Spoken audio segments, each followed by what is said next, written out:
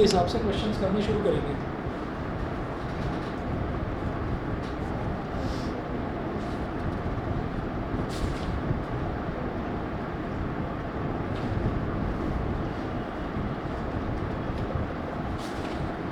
Example number 3, find the 10th term of the AP. Example number 3 जो नई वाली NCERT है इसके हिसाब से करवा रहा हूँ।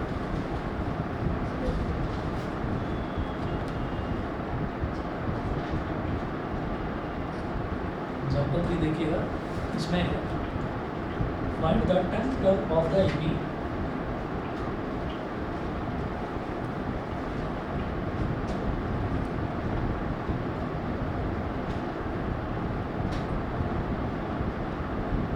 Find the 10th term of the AP 2, 7, 12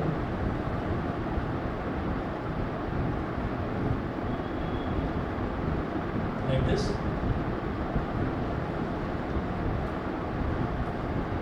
Here A is equal to 2, B is equal to 7 minus 2। अब जब बोल दिया ना उन्होंने कि find the 10th term of the AP, तो पता है पहले से ही कि ये एपी है।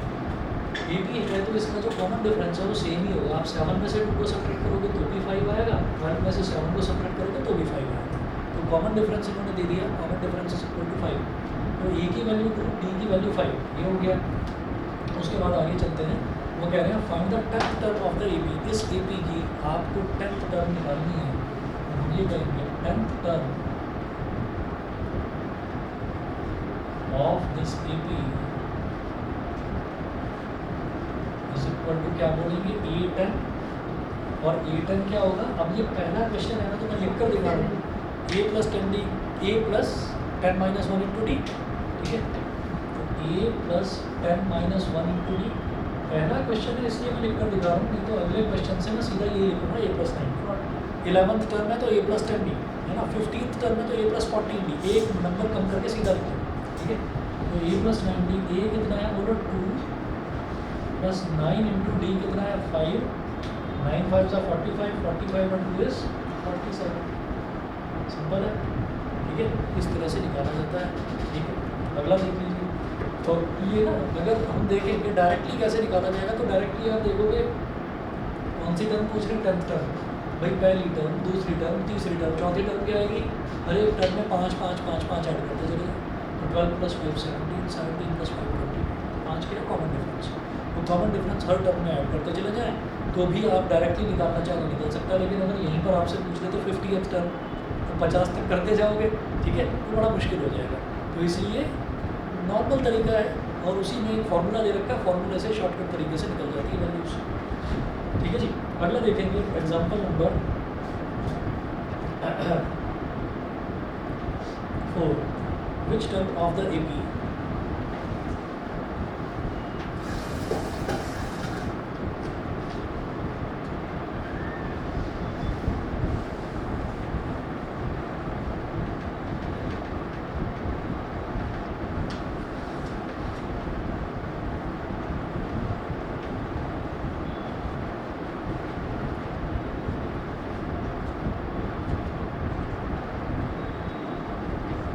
एग्जाम्पल 4 है, which term of the AP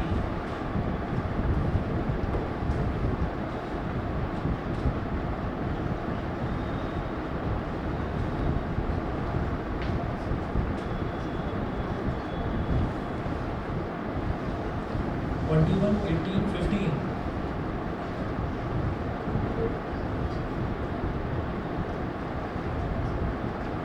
dot dot dot is minus 81,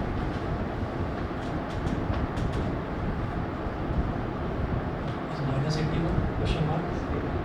Also is any term 0,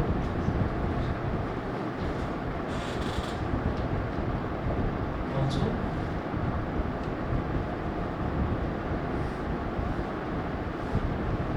is any term 0 question mark. Give reason for your answer.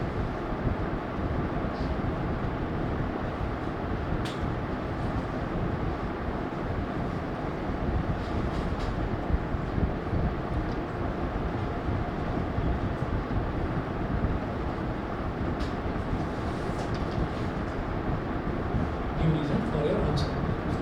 बोल रहे हैं which term of the AP इज -80। तो यहाँ पर देखें गिवन AP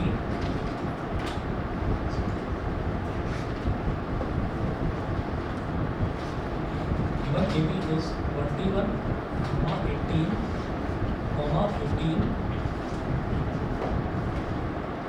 डॉट डॉट। तो ये भी दे रखा है।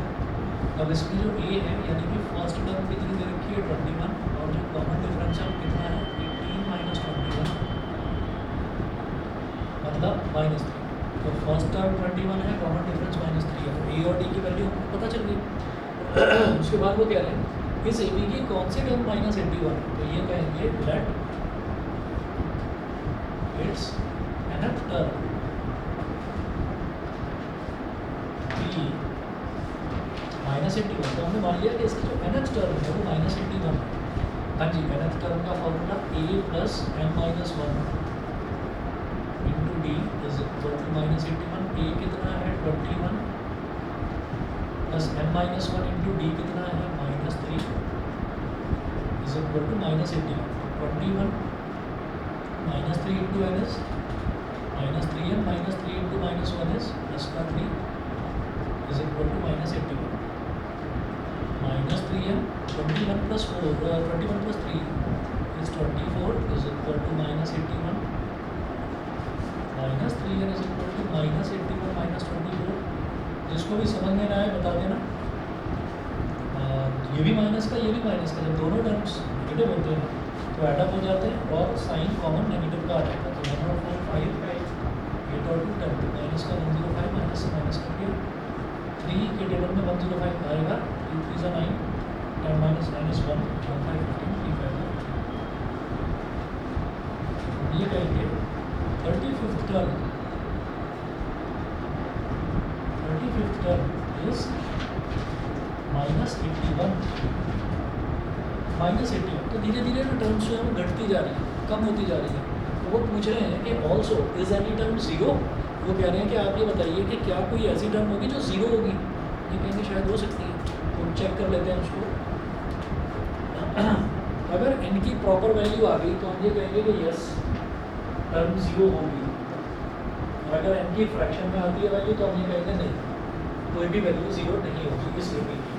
ठीक है, क्योंकि n की वैल्यू का मतलब क्या है, n का मतलब अगर 5 है तो इसका मतलब 5वीं टर्म, n का मतलब अगर 15 है तो 15वीं टर्म, 15th टर्म ऐसे होगा। लेकिन n की वैल्यू अगर 7.3 है तो 7.3th टर्म, ऐसे कुछ नहीं होता। ठीक है ना, ऐसे कुछ नहीं होता। तो इसलिए हमारे पास कभी भी फ्रैक्शन में या डेसिमल्स में वैल्यू नहीं आनी चाहिए। ठीक है, तो हम ये कहेंगे, वो पूछ रहे हैं कि also is any term zero, क्या इस AP की कोई टर्म ज़ीरो होगी, वो आपको बताना है। तो हम ये कहेंगे राइट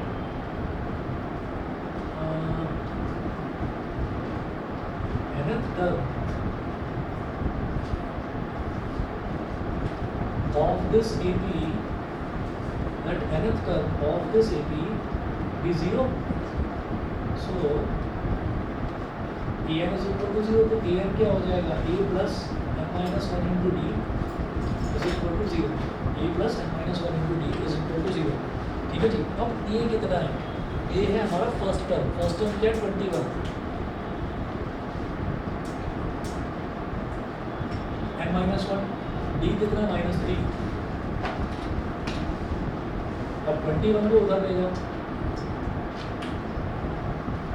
-1 into -3 ये हो गया -21, माइनस से माइनस कर दिया, 3 7 21,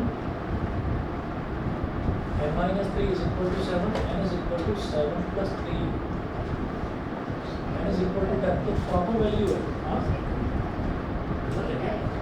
हाँ ये आएगा क्या,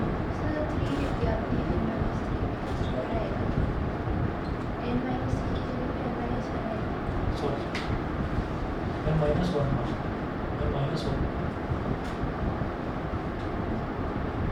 तो ये जो n की वैल्यू है ये प्रॉपर एक इंटीजर आ गया, पॉजिटिव इंटीजर आ गया। तो n की वैल्यू प्रॉपर वैल्यू आ रही है। अगर डेसिमल में आ रही होती तो हम ये कहेंगे नहीं भाई ज़ीरो इसकी nth टर्म होगी ही नहीं इस सीक्वेंस में, यानी कि इस AP में ज़ीरो कहीं पर लाई ही नहीं करेगा। लेकिन यहाँ पर तो n की वैल्यू 8 आ रही है, तो हम ये लिखेंगे since n is equal to 8 is a proper positive integer.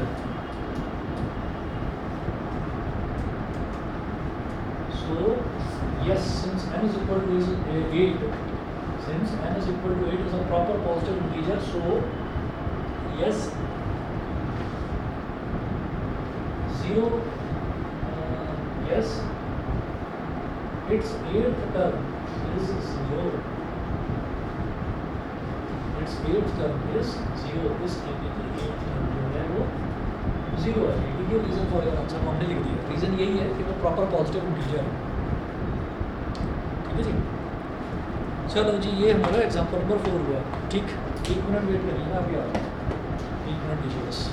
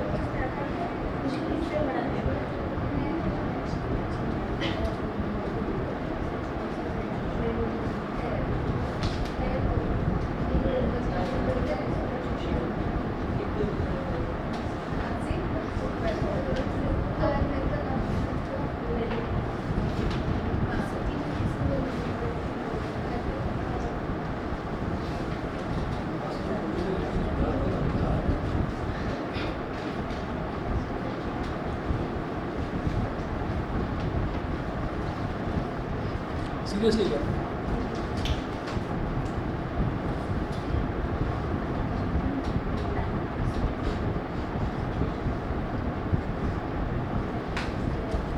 वो लड़का टॉप कर सकता है, आपका स्कूल टॉप कर सकता है, वो आपका स्कूल टॉप कर सकता है अगर वो राइटिंग थोड़ी सी सुधार करे, उसको भी पता नहीं. नहीं, ऐसा कुछ भी नहीं है. टॉपर हमेशा नया निकल के आता है. तुम भी कर सकते हो, ये भी है. तो तुम पढ़ ही नहीं रहे. प्रॉब्लम ये है ऐसा नहीं कि सर हर स्कूल में यही कहानी होती है भाई. 9th तक बड़ा इंटेलिजेंट था, 10th में तो पता नहीं कौन निकल के आ गया. और ऐसा ही होता है. वो जो टॉपर्स है ना, जो बचपन से जिन्होंने टॉप करा है, वो पेपर में देखो, पेपर में उनकी फ़ोटो आती है जब 10th का रिजल्ट आता है, बच्चे कूद रहे हैं, खुशी मना रहे हैं. वो कूदने वाले वही होते हैं जो मतलब नए टॉपर बनते हैं. तो जो पुराने हैं, जो पहले से टॉप करते आ रहे हैं, वो बेचारे कहीं ना कहीं 1-2 नंबर से पीछे रह जाते हैं और फिर आंसू ही बहाते हैं. टॉपर को पता ही नहीं होता. तो जो पहले से टॉप करता रहा, उसको बेचारे को प्रेशर होता है बहुत ज़्यादा. मेरे को करना है, करना है, करना है, पीछे ना रह जाऊँ. तो वो उस प्रेशर में गड़बड़ कर जाता है, प्लस माइनस की गड़बड़. सबसे धोखेबाज सब्जेक्ट वही है जो हम पढ़ रहे हैं. ये लगता है ऐसा है कि करके पूरा आए, नंबर तो 69 ही रहेगा भाई, 70 भी नहीं आए, है ना. ये हो जाती है प्रॉब्लम. वो क्यों नहीं आए? आपको मालूम है ना, आजकल जैसे स्कूटनी अगर करवाते हैं ना, तो आपको मालूम है कि आजकल पूरी आपकी स्कैन शीट ही मिल जाती है. आपने क्या क्या करा, ये मालूम है ना. पूरी स्कैन शीट मिल जाती है. मतलब कोई झूठ बोलने का भी कोई चांस नहीं रहा कि मेरी कॉपी गलत जगह चेक हो गई है. तो मम्मी पापा को तभी दिखा दो, लो जी लो, पूरी शीट डाली, व्हाट्सएप पर आ जाती है. फीस भी शायद बहुत नॉमिनल है, 100 या 200 रुपये लगता है बस.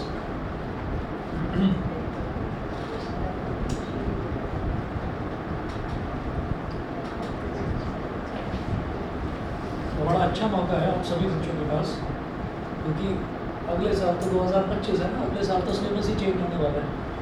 आप लोगों के पास बड़ा अच्छा मौका है, बड़ा आसान सिलेबस है।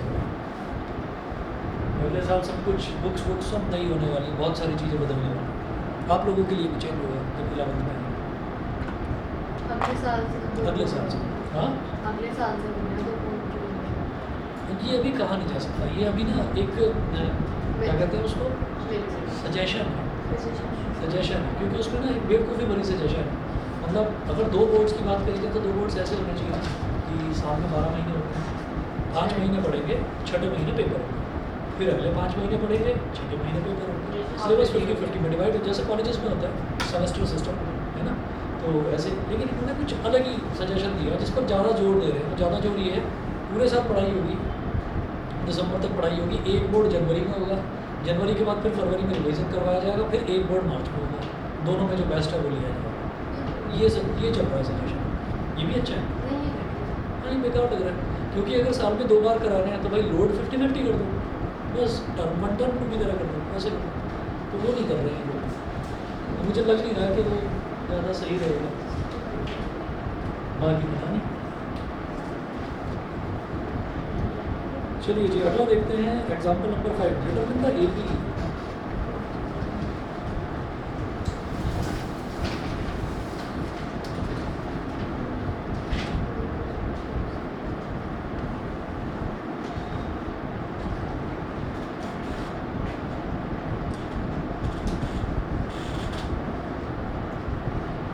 Determine the AB whose third term is 5 and seventh term is 9.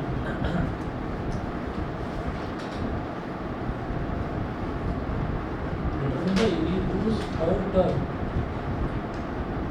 is 5 and seventh term is 9.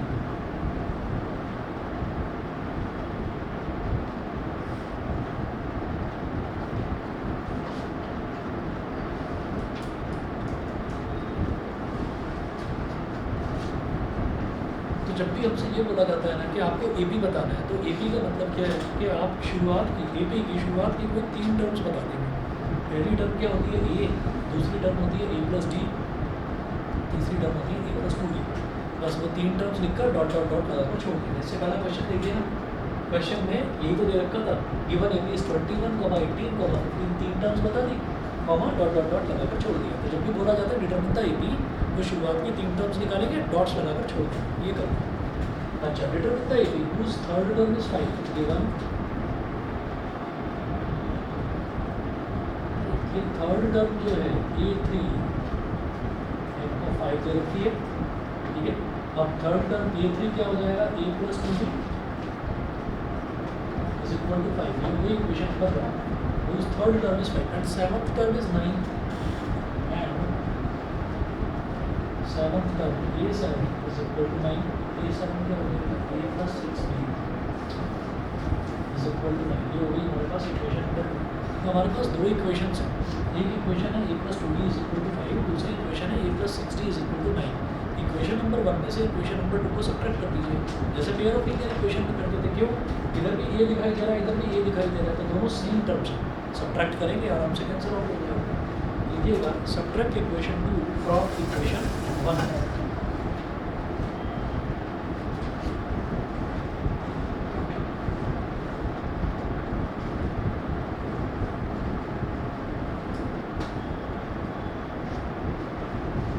Subtract equation 2 from equation 1.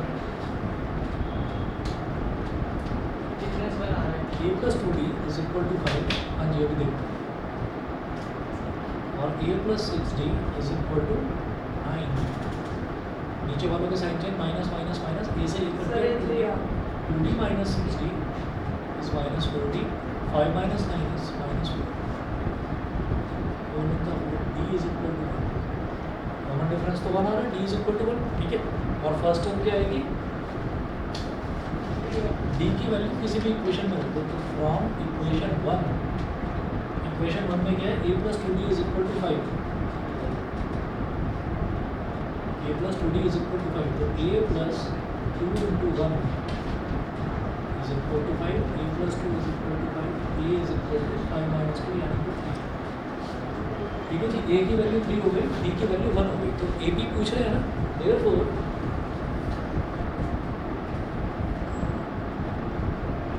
AP will be a comma a plus 2d a plus d comma a plus 2d comma dot dot। ठीक है जी, a क्या है 3 comma 3 plus d यानी कि 3 plus 1 comma 3 plus 2d यानी कि 3 plus 2 into 1 comma dot dot 3 comma 4 5 ये भी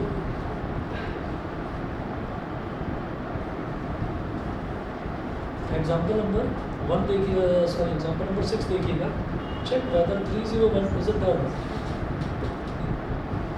example number 6,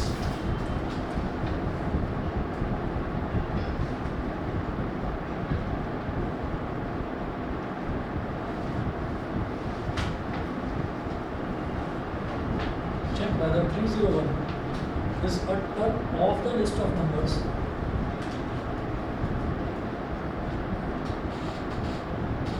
is a term of the list of numbers is a term of the list of numbers 5, 11, 17, 20।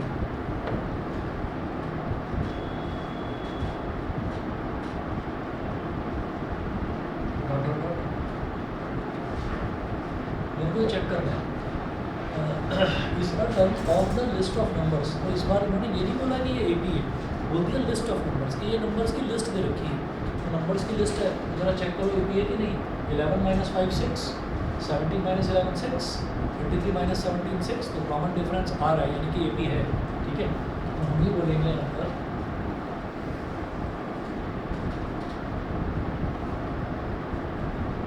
5, 11, 17, 23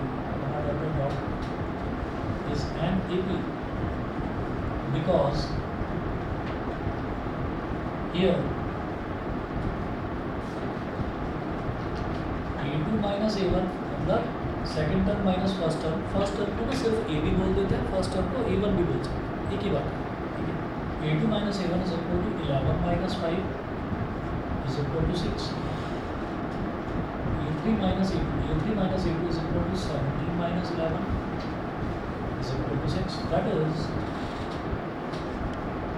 common difference is equal to 6, तो common difference 6 आ रहा है and A is equal to 5। वो पूछ रहे हैं कि क्या 301 इस AP की कोई टर्म होगी, ठीक है, इस लिस्ट की कोई टर्म होगी, तो हम ये कहेंगे पहले तो मैंने देख लिया कि ये जो लिस्ट है ये एक AP है, उसके बाद क्या करेंगे 301 को हम क्या मान लेंगे nth टर्म मान लेंगे, और 301 को nth टर्म मानते हुए अगर n की वैल्यू प्रॉपर इंटीजर आ गई, प्रॉपर पॉजिटिव इंटीजर आ गई, नेगेटिव इंटीजर भी नहीं आना चाहिए, n की वैल्यू अगर प्रॉपर पॉजिटिव इंटीजर आ गई तो मैं कहूँगा यस 301 इस AP की एक टर्म होगी, नहीं तो इसकी टर्म नहीं। ठीक है, वही करेंगे, let nth term of this AP be 301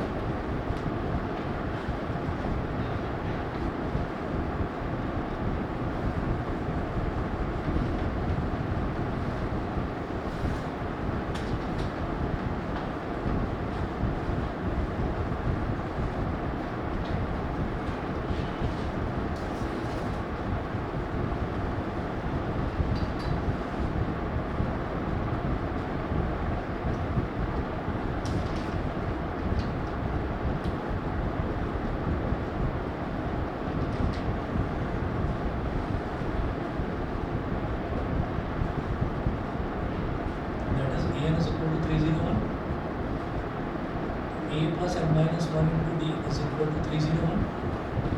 A क्या है 5 plus n minus 1 into D कितना है 6 is equal to 301। m minus 1 into 6 is equal to 301 minus 5। n minus 1 into 6, 301 में से अगर 5 सब्ट्रैक्ट करेंगे कितना आ जाएगा 296। ठीक है, ये 296 क्या 6 से हो जाएगा कि डिवाइड करके देखते हैं। n minus 1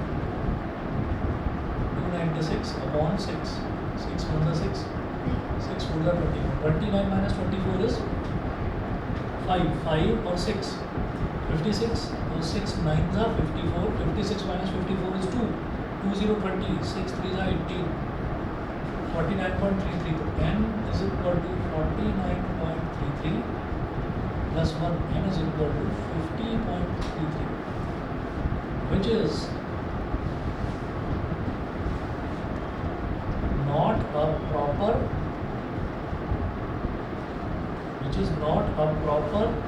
positive integer. So 301 is not a term of the given AP. ये जो AP हमको दे रखा है, एक्चुअली दे तो रखा था लिस्ट ऑफ नंबर्स, AP हमने प्रूव कर दिया, तो उस लिस्ट में 301 है ही नहीं, क्योंकि n की वैल्यू प्रॉपर पॉजिटिव इंटीजर आनी चाहिए, तो वो नहीं आ रही, डेसिमल्स में आ रही है, ठीक है। चलिए जी, इसके बाद हाँ ये भी प्रूव करना जरूरी है, क्योंकि उन्होंने बोला है of the list of numbers, अगर बोल देते ना ऑफ द गिवन AP तब नहीं करते, तब जरूरत नहीं।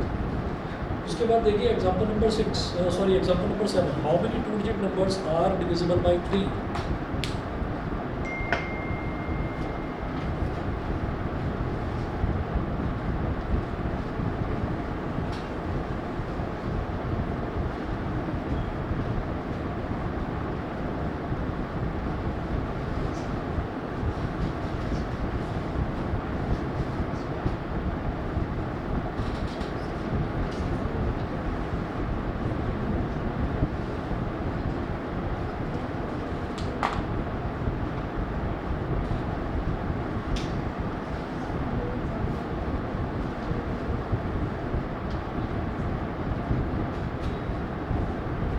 How many 2-digit numbers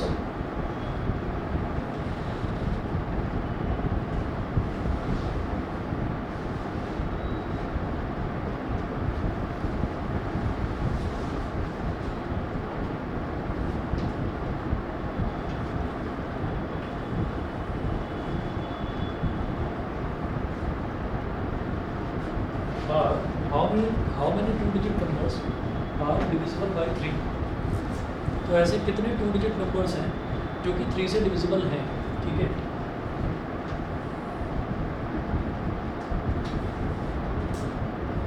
यहाँ लिखेंगे 2 digit numbers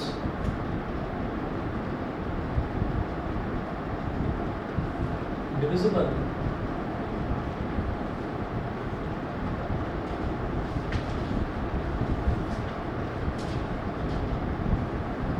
digit numbers divisible by 3 are, तो 3 से डिविजिबल 2 डिजिट नंबर्स कौन कौन से होंगे। पहला तो होगा 12, 3 4 12, पहला तो 12 होगा, अगला क्या होगा 15, अगला क्या होगा 18, और करते करते लास्ट 2 डिजिट नंबर क्या होगा 3 से डिविजिबल है 99, तो पता ही है ना, ये हो गया। तो अब हमको ये कहना है हाउ मेनी 3 डिजिट नंबर्स, ये कहेंगे clearly the above sequence is an AP, where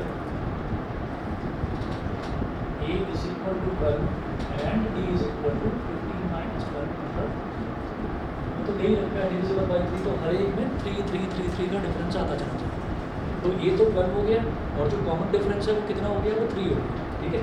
तो 12 और 3 ये बन गया। अब वो कह रहे हैं कि हाउ मैनी, तो उसके लिए हम ये क्या कहेंगे, here the last term is equal to 99। अगर हम ये कहेंगे कि किसी के बिल्कुल आखिरी टर्म 99 है, तो हम ये कहेंगे कि उस आखिरी टर्म को मैं nth टर्म मान लेता हूँ, और फिर n की वैल्यू निकाल लूँगा, तो मुझे पता चल जाएगा कि वो आखिरी टर्म कौन सी टर्म है, 50वीं टर्म है क्या, 40वीं टर्म है। अगर 50वीं टर्म है तो मैं ये कहूँगा कि 50 टर्म्स हैं ऐसे जो 3 से डिविजिबल है।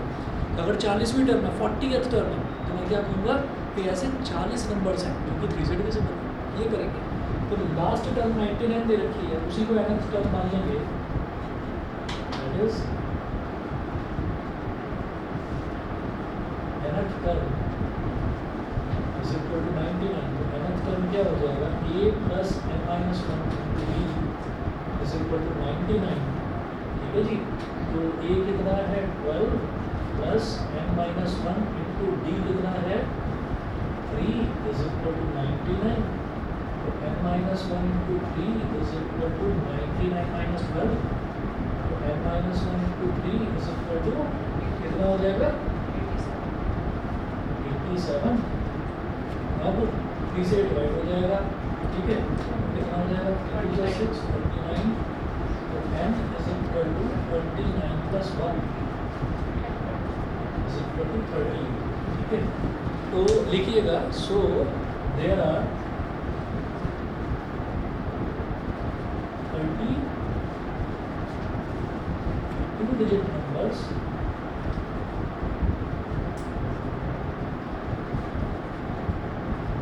which are 32 digit numbers which are divisible by 3, ठीक है। जो 3 से डिविजिबल है ऐसे केवल 32 डिजिट नंबर्स हमारे पास हैं, ठीक है जी। इतना कर लीजिए, बाकी फिर इस क्लास में देखते हैं आपको करना क्या है वो देख लीजिएगा।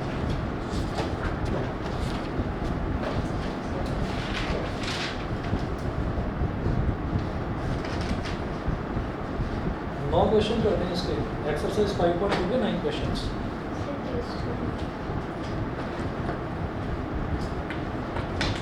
लाइफ प्रोसेस का तो रहने दो, बहुत बड़ा चैप्टर हो जाएगा। हाँ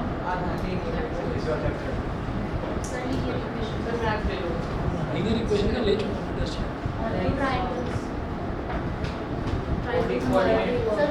अभी इससे जस्ट पहले कौन सा चैप्टर करवाया था? कोऑर्डिनेट का टेस्ट। कोऑर्डिनेट का लाइफ प्रोसेस तो बहुत बड़ा चैप्टर है, सिर्फ तुम आओगे सारे गायब हो जाएंगे, इसलिए कह रहा हूँ, ठीक है। तो कोऑर्डिनेट का ले लेते हैं, ठीक है। और कोऑर्डिनेट